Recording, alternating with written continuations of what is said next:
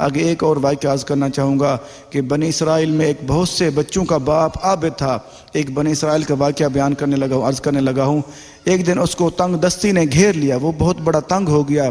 جب بہت زیادہ پریشان ہوا تو اپنی عورت سے کہنے لگا کہ جاؤ کسی سے کچھ مانگ کر لاؤ۔ تو عورت نے ایک تاجر کے پاس چلی گئی، جا کر کھانے کا سوال کیا کہ تاجر نے کہا اگر تم میری مرضی پوری کرو تو جو چاہو لے سکتی ہو۔ تو عورت بیچاری چپ چاپ واپس آ گئی، اس نے کوئی غلط بات کی اس لیے عورت عزت دار تھی، وہ فوراً واپس آ گئی۔ جیسے وہ گھر پہنچی تو بچوں نے جب ماں کو خالی ہاتھ دیکھا تو وہ بھوک سے چلانے لگے کہ ہمیں بھوک لگی ہے، ہماری ماں بھوک لگی ہے، ہم بھوک سے مر رہے ہیں، ہمیں کچھ کھانے کو دو۔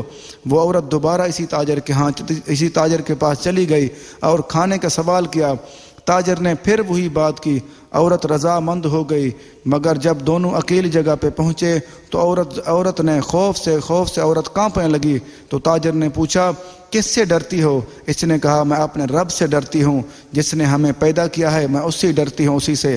پھر تاجر نے کہا جب تم اتنی تنگ دست اتنی غریب ہو کر اللہ تعالیٰ سے خوف کرتی ہو کہ میں اتنا مالدار ہو کر اللہ تعالیٰ کی ذات سے کیوں نہ خوف کروں؟ اس کو خوف آ گیا تاجر کو، اس نے اس کو چھوڑ دیا اور بہت زیادہ مال و متاع بہت زیادہ سامان دے کے واپس کر دیا، عزت کے ساتھ واپس کر دیا۔ تو پھر کیا ہوا؟ واپس بھیج دیا۔ اللہ تعالیٰ نے اس وقت کے نبی حضرت موسیٰ علیہ السلام پر وحی بھیج کے فرمایا کہ فلاں بن فلاں کے پاس جاؤ اور اسے میرا سلام کہہ دو اور کہنا کہ میں نے اس کے تمام جرموں کو معاف فرما دیا ہے۔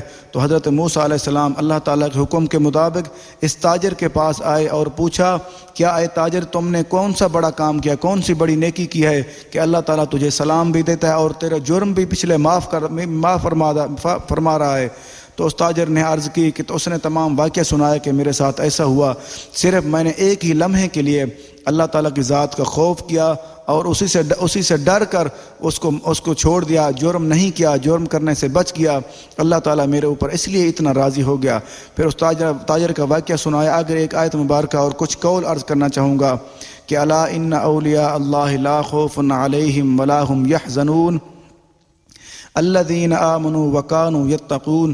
یہ سورۃ یونس آیت نمبر 63 پارہ نمبر 11 اللہ پاک نے 62 اور 63 میں ہے۔ اللہ پاک نے ارشاد فرما دیا سن لو بے شک اللہ تعالیٰ کے ولیوں پر نہ کچھ خوف ہوگا اور نہ وہ غمگین ہوں گے جو ایمان لائے اور ڈرتے رہے۔ سبحان اللہ، اللہ تعالیٰ کے وہ ولی بن جاتے ہیں جو صرف اللہ تعالیٰ کے ذات کا خوف کرتے ہیں، اور اللہ پاک آگے فرما دیا کہ اس کو کسی قسم کا کوئی خوف نہیں رہے گا، کیونکہ جو میرے احکامات جو میرے ولی بن جاتے ہیں۔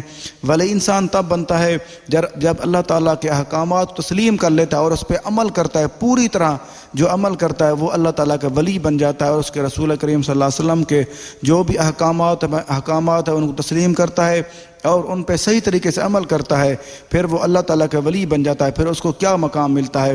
اللہ تعالیٰ فرماتا ہے کہ وہ اس کو نہ کوئی خوف ہوتا ہے نہ وہ غمگین ہوتا ہے، اور جو ایمان لائے اور ڈرتے رہے۔